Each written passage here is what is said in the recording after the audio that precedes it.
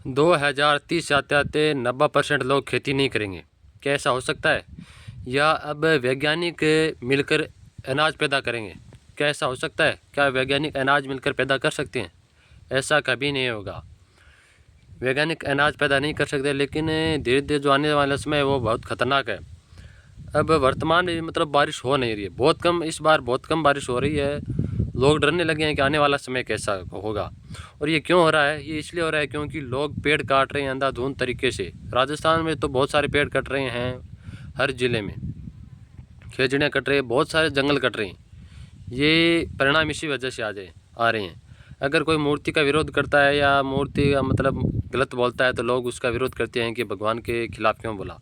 अगर कोई पेड़ काटता है तो लोग नहीं बोलते हैं, क्यों? ये पेड़ हमारे बारिश कराते हैं, धरती को ठंडा रखती हैं, बादलों को अपनी ओर आकर्षित करते हैं, छाएँ देते हैं, फल देते हैं, फूल देते हैं, लकड़ी देते हैं, पशुओं के लिए चारा देती हैं। लेकिन एक जो भगवान की मूर्ति है वो हमें क्या देती है? मतलब कोई भी इन पेड़ों का महत्व नहीं समझ रहा है। अंधाधुंध तरीके से पूरे देश में पेड़ों की कटाई हो रही है और सोलर प्लांट लगा रही हैं। अनपढ़ लोग हैं जो इनका विरोध भी कर रहे हैं कि पेड़ मत काटो, पेड़ मत काटो। वो अनपढ़ हैं फिर भी इनका विरोध कर रहे हैं कि पेड़ हमारे लिए बहुत उपयोगी है।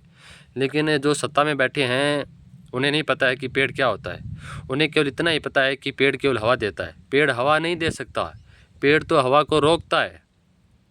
हवा तो एक अलग ही कुदरत की चीज़ है। हवा हवा आप किसी से पूछा जाए कि पेड़ हमें क्या देता है तो पहले बहुत कहता है कि पेड़ से हवा चलती है, क्यों? वो हिलता है। पेड़ तो हवा को रोकती हैं, तेज़ आंधी उनको रोकती हैं। आप ये बताएं, एक भी भगवान की मूर्ति या पत्थर की मूर्ति या जो फोटो में भगवान होते हैं वो हमें क्या देता है? आप ये शिक्षित व्यक्ति है तो ये बताइए। और पेड़ हमें क्या देता है? पेड़ जीवन का आधार है। आने वाले समय में कोई भी खेती कैसे करेगा? मतलब बच्चे कोई खेती कर नहीं रहे हैं। आजकल के हमारे माता पिता खेती कर रहे हैं। खेती में मेहनत बहुत है और फल कुछ भी नहीं मिलता है। किसानी करने का आनंद आ जाए अगर खेती का पूर्ण फल मिलने लग जाए। किसी व्यक्ति ने मुझे बोला कि भाई तू खेती क्यों करता है, खेती में कुछ नहीं रखा। तो मैंने उस व्यक्ति से कुछ सवाल किए कि भाई आप चाय पीते हो? बोला हाँ। मैंने बोला जो आप कपड़े पहनते हो? वो बोला हाँ। मैंने बोला आप मतलब खाना खाते हो? बोला हाँ। मैंने बोला जो आप कपड़े पहनते हो वो कपास से बनता है और कपास खेतों में होता है। मैंने बोला जो आप चाय पीते हो वो चाय गन्ने से बनती है और गन्ना खेतों में होता है। और मैंने बोला जो आप खाना खाते हो सुबह शाम उसमें हल्दी धनिया मिर्च तेल सब पड़ते हैं वो खेतों से होता है। तो मैंने बोला खेती को गलत क्यों समझ रहे हो? जो चाय में चीनी चाय पत्ती डाली जाती है, दूध डाला जाता है, दूध गाय देती है और गाय भैंस देती है और गाय को चराने के लिए कचरा हमारा खेत देता है। बारिश ही सब कुछ है, सभी चीज़ों का आधार है। कुछ भी चलो इसमें बारिश आधार है, खेती आधार है। बारिश के बिना कुछ भी नहीं है, खेती के बिना कुछ भी नहीं है। वो वाला बात तो सही है। तो अभी भी समय है, समझ जाओ। कोई भी मतलब पेड़ों के विरोध कर रही हैं तो लोग पेड़ काट रहे हैं। पेड़ मतलब अनपढ़ लोग पेड़ों को बचा रहे हैं, उनको पता है कि इनके क्या फ़ायदे हैं। अगर कोई भगवान की मूर्ति का विरोध करता है या भगवान के बारे में गलत बोलता है तो लोग उसे गलत कहते हैं कि आपको क्या हक है कि उसको गलत कहने की, कि उसके भगवान को गलत क्यों बोला? भगवान उसको खुद सजा देंगे। विरोध करना है तो प्रणाम करना है, पैर छूने हैं तो पेड़ के छूइए, आकाश के छूइए, बादल के छूइए। जब बारिश होती है तो बारिश को प्रणाम कीजिए, आकाश में बिजली चमकती है तो बिजली को प्रणाम कीजिए। मतलब जब ओले गिरते हैं तो उस ओलों को प्रणाम कीजिए। किसको प्रणाम कर रहे हो?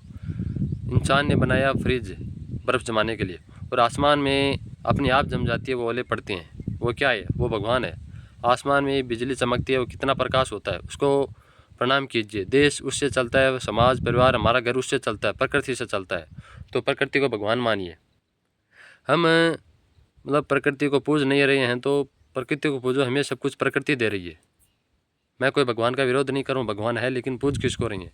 बारिश की पूजा कीजिए, धरती की पूजा कीजिए, आकाश की पूजा कीजिए, जल की पूजा कीजिए, पानी की पूजा कीजिए, हवा की पूजा कीजिए, पेड़ को प्रणाम कीजिए, अपनी खेत में जो फसल है उसको प्रणाम कीजिए, उसके पैर छूइए। लोग हंसेंगे क्योंकि खेती से हमारा घर चलता है, जो खेत में फसल होती है उससे हमारा घर चलता है, तो लोग तो हंसेंगे ही। अगर किसी पत्थर की मूर्ति है उसके पैर छूते हैं लोग, उसको महान मानते हैं। तो अपनी शिक्षा काम में लो। जिससे हमारा घर चलता है उसको प्रणाम कीजिए, उसके प्रति आदर सम्मान करिए। किसको पूज रहे हो आप? असल में जिस चीज़ को पूजना चाहिए उसको आप पूज ही नहीं रहे हो। आकाश में मतलब जो बिजली चमकती है, आकाश में जो गर्जना होती है, कितनी तेज़ गर्जना होती है जब बारिश होती है, वो कैसे होती है? उसको समझो। किसको पूज रहे हो आप? उसको प्रणाम करो, उसको जानने की कोशिश करो। वो है क्या? हमारा देश प्रकृति से खेती से चलती है।